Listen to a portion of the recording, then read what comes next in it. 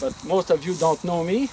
But I can tell you that I'm not exactly a stranger to PEI, because one of my first works, professional work experience, was in back in 1986 to 1988 in the Cardigan area, Eastern PEI. I worked there for 2 years on a project with Ag Canada and Charlottetown. The project was aimed at developing corn hybrids early enough to be grown in PEI, trying to introduce a rotation crop with potatoes. I was happy to learn 4 or 5 years later than that the project was successful in at least one way. Because all of a sudden we've seen appearing on the market new hybrids of corn for Quebec, eastern part of Quebec, that actually were 2100 lead units, which we never saw before. And it was coming from inbred lines that were developed, in part at least, in PEI.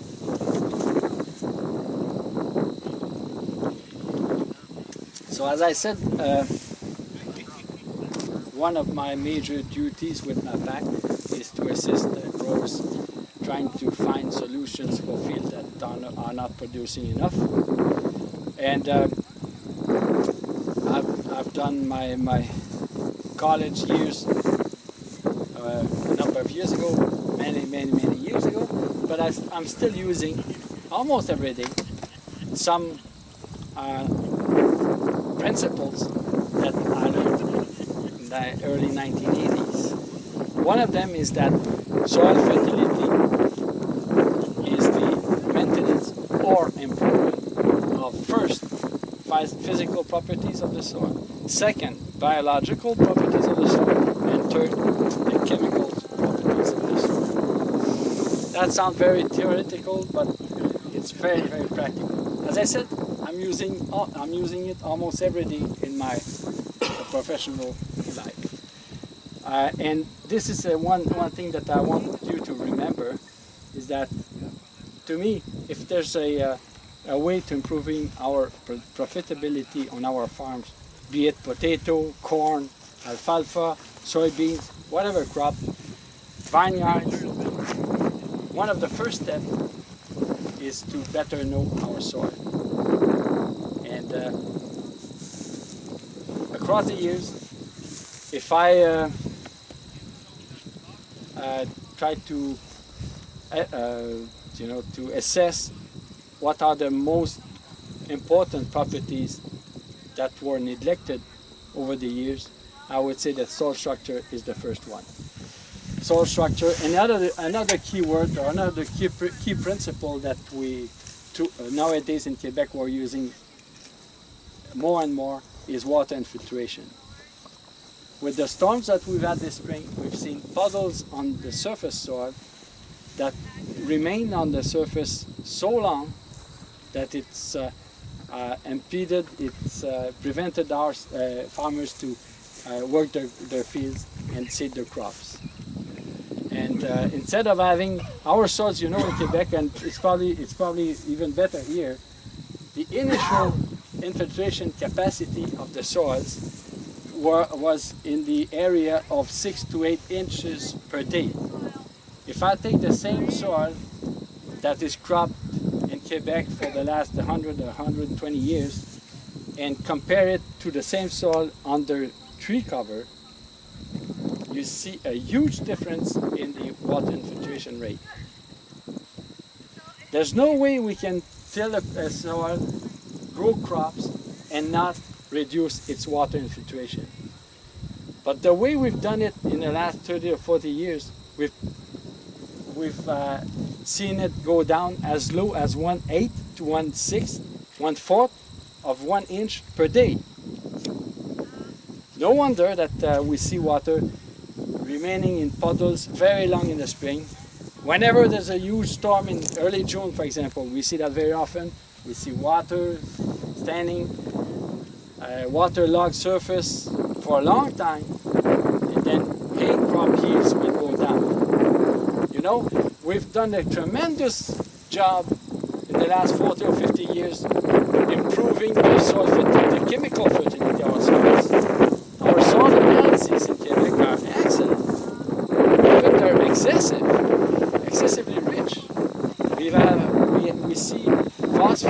levels at 200, 250 per hectare. Potassium are excessively rich. pHs are good in general. We put huge amounts of lime. So our yields, in many instances, yields are declining in the long term. The worst crops, or the crops which show the worst figures with that respect, would be hay crops. And it's funny because, you know, with barley, with corn, with potatoes, it's quite easy to see the figures and to follow your yield. But in hay crops, it's very difficult. We don't have yield monitors on hay balers, you know. But we have stats. And we know so much. I've myself been weighing hay bales and calculate yields in precise fields over many years. And the crop insurance organism in Quebec, the Financière Agricole, is publishing results every year that show that our yields are going down. In the best scenario, in some areas, they're leveling off. They're stable. But very often they go down. Despite the fact that we have better varieties, better chemical fertility, better equipment, our yields are not following. So the lesson I learned with the farmers I work with is that there must be something wrong in the ground under the surface. And that's exactly it. To me, I talk with conviction about this issue because I see, I'm not talking about environmental stewardship, or I'm not, as a public servant, I'm not selling any equipment, any seed, any fertilizer.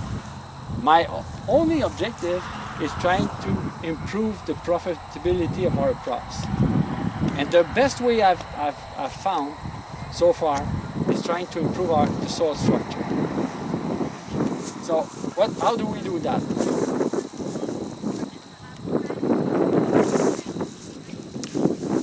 I used to make a joke a few years ago that the most frequent chemical frequency or nutrient deficiency I see in Quebec, in crops, it's not nitrogen, it's not phosphorus, it's not zinc, boron, any of those, it's oxygen.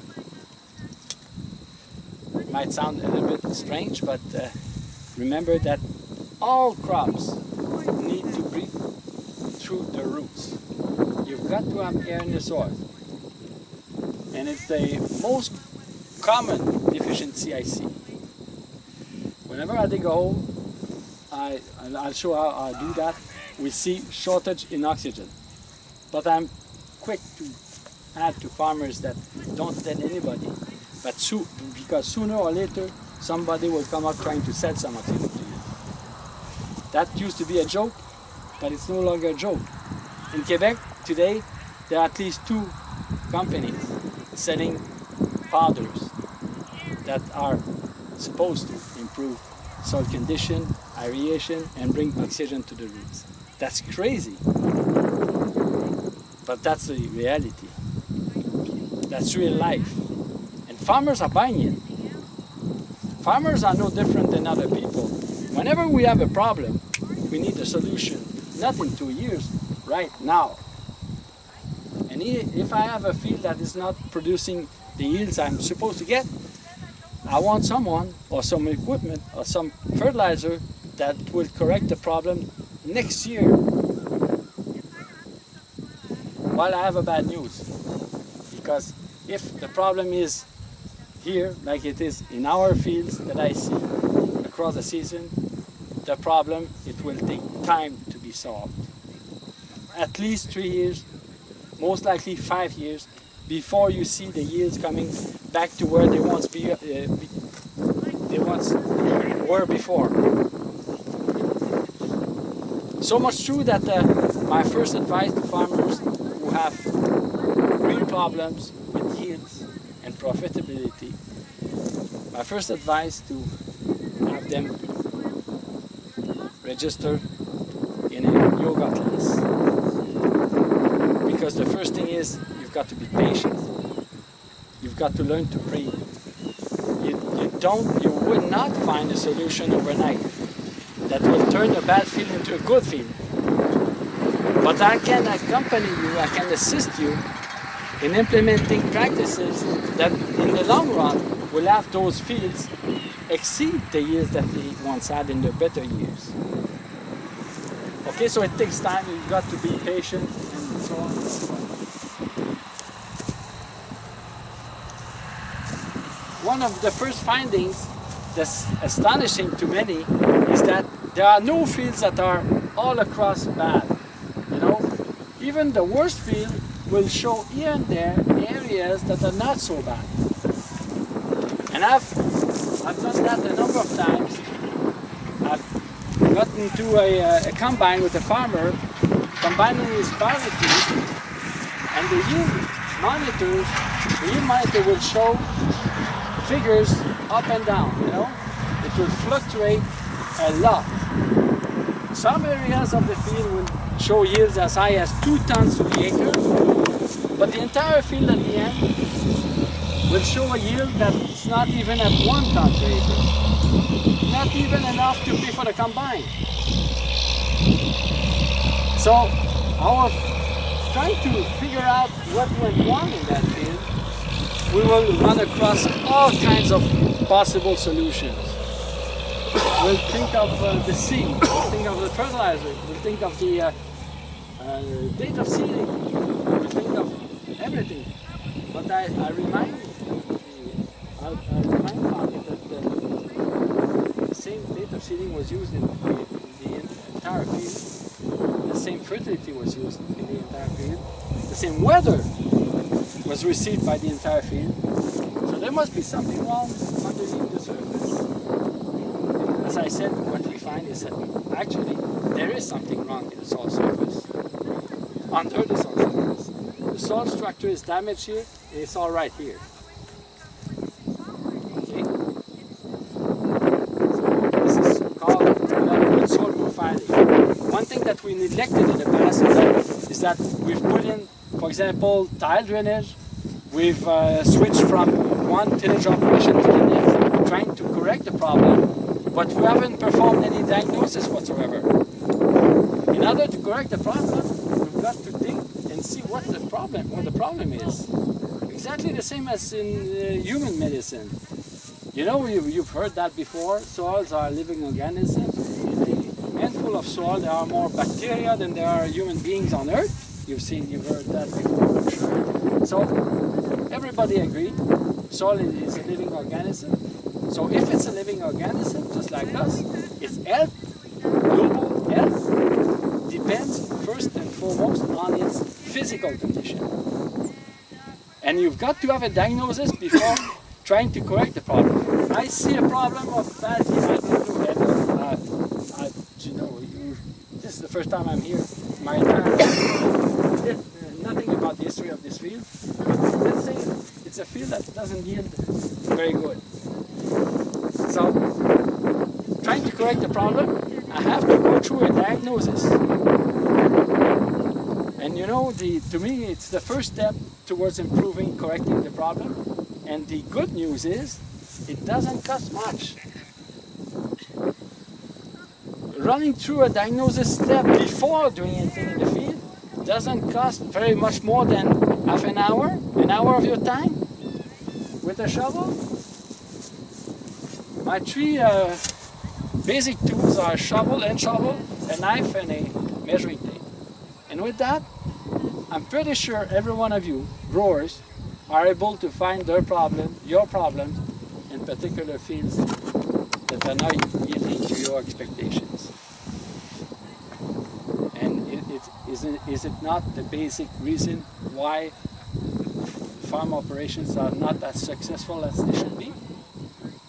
Everybody in the ag economy business area, you know, my fellow agronomists working with figures and numbers and money, they all say the same. The financial bottom line of every operation in Quebec anyway is related to the crop yields in the fields. Even in dairy, even in chicken, whenever there are fields in the operation, that's where people are losing money. Why they're losing money? Not because of the varieties, not because of the fertilizer, not because of the weather, simply because of a lack of structure in the field.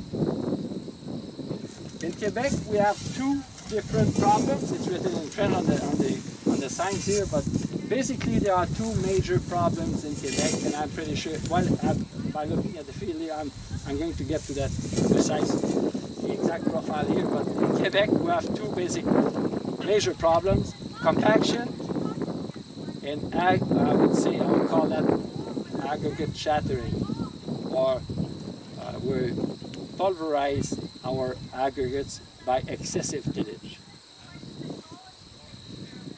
We can relate compaction more or less to the clay areas, but not limited to. There is compaction in sandy soils sometimes, and we can relate the aggregate shattering, the pulverization problem, to sandy soils. But again, it's not limited to sandy soils. And what I see when we've done an event like this with potato growers in Quebec, and strawberry growers and vegetable growers, and one of the main problems we see with those crops is that we have to get into the field under whatever condition, no matter what the weather, and we till the soil very much. We want to create soil till that is so crumbly, that's no longer crumbly, it's just beach sand, or it's just clods, you see? So the first, after doing a diagnosis, the third thing, after taking a yoga class and then making the soil profile, the third thing is to reduce tillage. And this is going to be very difficult. And there are no agronomists on the earth that is going to do the job for you, growers. Reducing tillage, I can't do it for you. Nobody can do it for you. You've got to take the decision and to even manage and switch, like it's been done here in the past. I've talked with John this morning, and the rotation that's being implemented here for decades is one of the best I've seen. You know, and in the long run, it's helping. John was saying that you've had a very dry season here. Well, I've seen worse than here. Just looking at the crops that I've seen this morning, I've seen much worse than here in terms of drought. And I know that you haven't received much rainfall, but the structure is not so bad. That tells me that the structure here, this particular field, and in the potato field across, and in the wheat field opposite there, the structure is not so bad at all. It might not be the case everywhere on all these fields, but that's the case that I've seen so far. You know, if the problem, and it's going to be a more and more frequent problem in the years ahead, decades ahead, with the climate change, we're going to need some soils that will be able to seep in the water that's coming above, and at the same time, all that water in the soil profile, making it available for later on in the season for the crops, in August, for example. And this particular, and I will ask you to gather closer here around the profile, and we'll have a look at the profile here. We can move that.